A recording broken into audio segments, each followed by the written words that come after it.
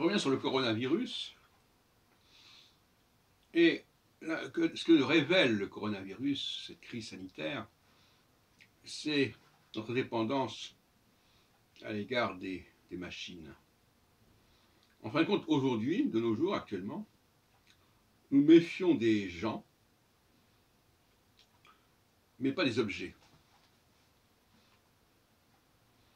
Donc c'est la victoire des objets, la victoire des machines, de toutes sortes. Alors que la personne, l'être humain, est un être mystérieux, dangereux, inquiétant, qui véhicule des virus. Et donc, ça nous pousse à penser que la fréquentation de machines est plus rassurante que celle d'humains. Et d'ailleurs, à part les médecins, nombreux sont les personnes qui sont capables de réparer les machines, parfois même d'en construire, alors que nous ne savons pas construire des humains. Et finalement, nous ne savons pas non plus complètement les soigner, apparemment.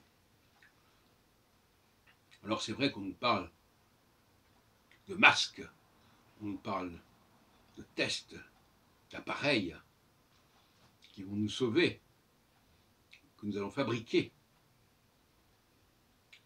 Et on s'aperçoit que le corps humain lui-même ne serait pas capable de se protéger, au fond. Que ces anticorps, ces antivirus ne sont pas fiables, ne sont pas performants. Donc voyez-vous, il y a tout un basculement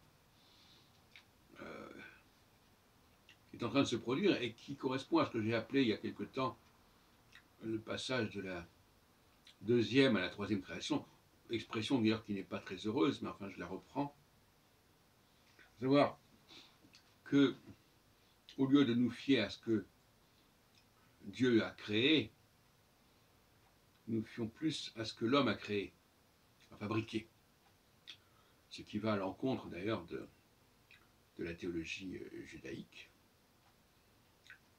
qui condamne notamment l'idolâtrie, parce qu'elle se sert d'objets fabriqués par l'homme. Et je vous renvoie au livre du prophète Osée, au chapitre 8, que j'ai cité à maintes reprises. Et puis, je terminerai par une incidente, un post-scriptum, en rappelant que parmi les symptômes qui peuvent alerter, il peut y avoir aussi des éléments dermatologiques.